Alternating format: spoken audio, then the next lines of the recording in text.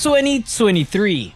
An era-defining moment for fighting game enthusiasts from every corner of the world. We're in the golden age of fighting games. I think the golden age of fighting games. I genuinely think that this is the golden era. Ranging from announcements, updates, and releases, 2023 was sure to be a golden era. Okay, to illustrate, Tekken 8 was announced, Mortal Kombat 1 was released, Guilty Gear Strive introduced crossplay that increased the pool of players playing with each other. Dragon Ball FighterZ announced their beta for rollback netcode.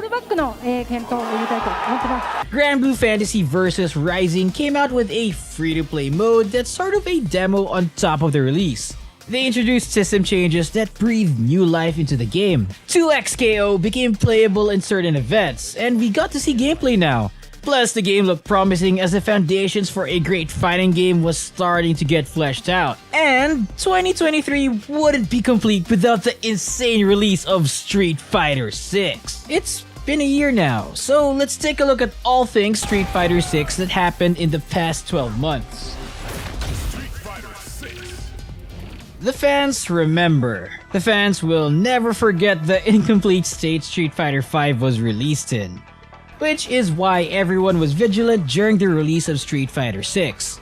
Street Fighter 6 was released in a state that's polished to an almost blinding shine. Multiplayer modes are top tier as expected, godlike connectivity and netcode matched with fun and depth of its gameplay. The patches throughout the entire year were almost non-existent that it felt stale for some, and the downright oppressive characters remained to be oppressive. Street Fighter 6 also introduced in-game currencies and a battle pass and costumes that to this day is still not received well. Organizing tournaments are a nightmare because of this, since it can get really expensive real fast. These didn't stop gamers from queuing up every single time. Capcom did not shy away from alternative game modes that people on the Battle Hub would run. The existence of different casual and alternative ways to play mean you will never get burnt out from playing. If you're done with the multiplayer aspect, hop onto the World Tour, where you can create your own character with their own custom movesets and looks that allow you to be who you want to be.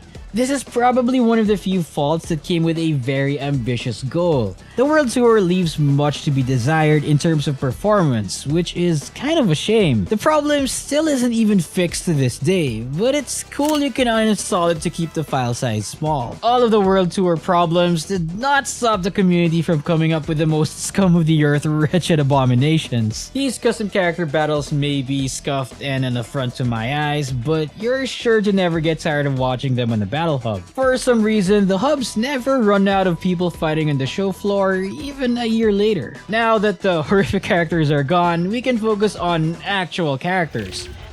Throughout the year, Capcom dropped 4 characters that were promised. Starting off the list with Rashid. Well-loved, well-received character from the beginning, at least in theory until he starts bringing out all those wacky full-screen gimmicks. He got labeled as mid-tier off the jump on release, either because he's underwhelming or people haven't figured him out yet. Now though, he seems to be having an upswing in users and people are figuring out the game more, and in turn are figuring out how to maximize him as well. He also got released with the goofiest bug of draining someone's entire drive meter off his Hurricane. Aki, on the other hand, was probably met with confusion. Not a lot expected what Aki was going to be like, especially not a Fang fan. Descendant, no really strong opinions aside from Mommy, Step on Me, and I Can Fix Her. If Rashid got people confused about how to maximize his potential, Aki had everyone stumped. Some deemed her to be incredibly low tier with the amount of things needed to get her going. The year went on and people figured out she wasn't that good. Ed is probably one of the coolest character designs and concepts in Street Fighter history. They did not hold back in making Ed fit in Street Fighter 6. Everyone seems to think so and is in complete agreement. They would rather have Ed as the poster boy of Street Fighter instead of Luke. Aesthetics aside, people figured out he's too difficult to work with and isn't even that good. I take it back. Ed isn't the coolest character to come out the past year.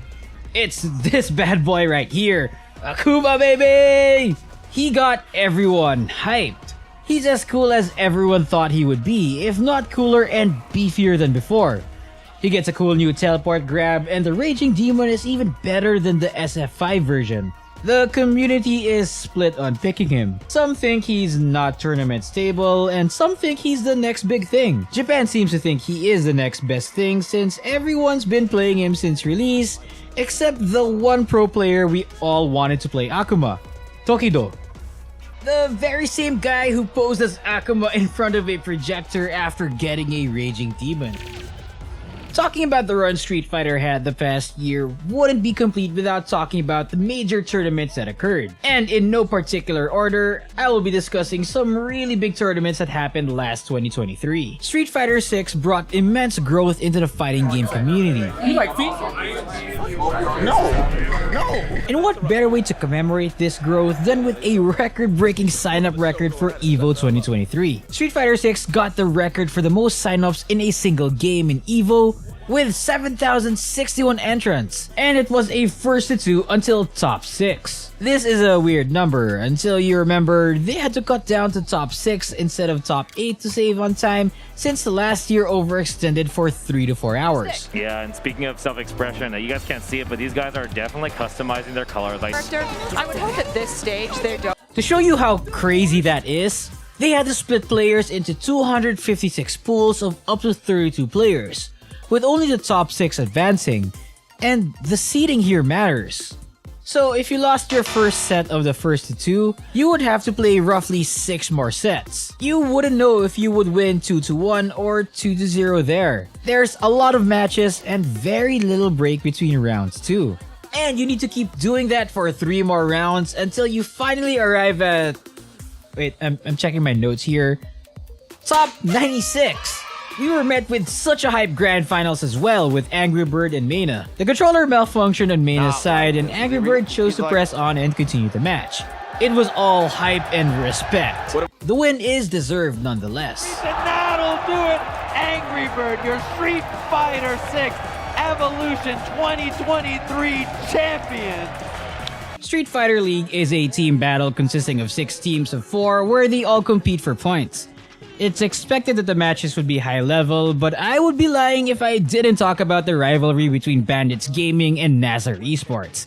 The trash talking and messing around is nostalgic for those who played fighting games in an arcade where it's all chaos. El Diablo! Kaba! Mena's nervous! With Rashid. You love it? Didn't work out in that scenario. Are we gonna see the end? Nice. Neutral jump from Punk. Are you nervous, Shanghai? Oh my God! You're playing America's best! Red Bull Kumite and CEO are pretty different compared to other tournaments since it's just as or even more chaotic than my previous example. You get to hop into a ring like a wrestler or a boxer, depending on which tournament. Very strong player, but his opponent is... Where is his opponent?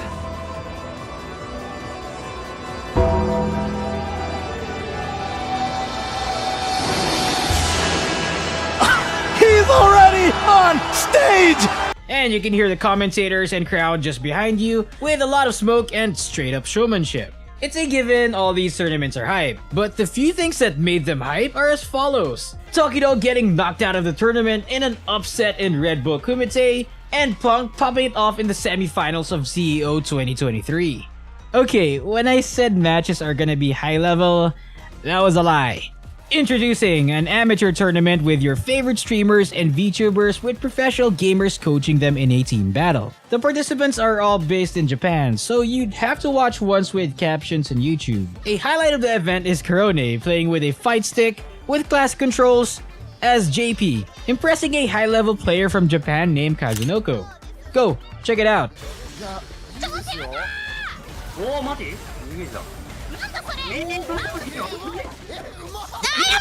And finally, Capcom Cup X. The single most insane announcement that came to this game is a prize pool of $2 million, with first place getting $1 million in a comically large shiny safe. It was a tournament of runbacks. Gachikun eliminated a lot of strong players on their loser side bracket run and faced Chris Wong, a runback of the Singapore offline premiere where Gachikun faced Chris Wong in the grand finals and won. This time, it was Chris Wong who eliminated Gachikun to go into the grand finals where he faced Uma, a Taiwanese player who was the underdog of this tournament. unsponsored, and a very frugal person, he attends this tournament with no more than $300 and expects to go by in Los Angeles eating free food in hotels and whatever it is he can manage. Chris Wong versus Uma is a run back too, since it was Uma who sent Chris into the losers. Chris, being on a rampage of revenge, swiftly sent Uma to the losers for the final set of the tournament. Uma was quick to adapt and, as if by some cinematic script writing, started this Cinderella story with a perfect parry to get the show started. This led to a checkmate situation against Chris, since what can you even do without any resources and burnout? From Uma 300 to Uma 1 million. Mio actually had to restock the same Mio hoodie that Uma was wearing since it got so popular after his win. Season 2 is here, and much to the excitement of a lot of people, there were major changes to all characters after a long drought of anything at all. They touched on the main system mechanics that a lot of players found exhausting to deal with, on top of having to deal with them for a full year. A full year. The changes targeted low-risk, high-reward, often repeatable forms of offense, which were incredibly oppressive, making their options a lot riskier or a lot less rewarding. Here's a short clip that encapsulates that feeling. Also, Geef Pups, baby! Geef is a top tier. Geef players are eating good. Street Fighter 6 also revealed its first guest characters in the series, Terry Bogard and Mai Shiranui. We haven't seen crossovers like this since Street Fighter X Tekken. They were revealed alongside two other characters as well, namely Elena and Bison. Please, kill Bison. We already have JP. I know Bison is iconic, but imagine how people would feel if Heihachi came back from the dead. If you're excited for this season's reveals, then that's all well and done. If you barely care about King of Fighters, let alone Elena and Bison, boy do I have bad news for you that a lot of people realized almost immediately.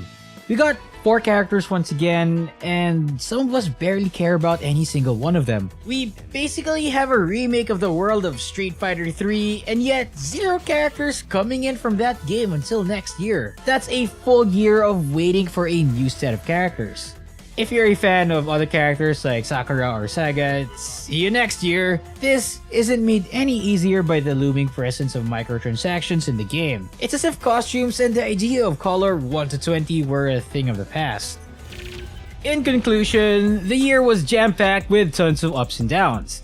I didn't even get to cover every single thing, but if you're looking for a suggestion, you can check out everything I mentioned. Hopefully this season, the patches become more frequent to combat that oppressive stale feeling at the midpoint of the life of the game in Season 1. It doesn't take away from how great it is, and understandably, Capcom had to cook the patches up quite a bit longer to fix up problems in the game without disrupting too much of the interconnected system of the drive mechanic. Leave a like if you too are a Street Fighter, and make sure to subscribe so you can hear me talk about wanting to keep characters dead. Reina, that's just Heihachi. Victor, that's just Noctis. Bison, he died for a reason. Keep him dead. I'll make a full video on him and why he shouldn't even be on this game. It's a waste of a slot. We could have gotten Sakura or you. Do I resemble this man you call Bison? I shall take that name for myself.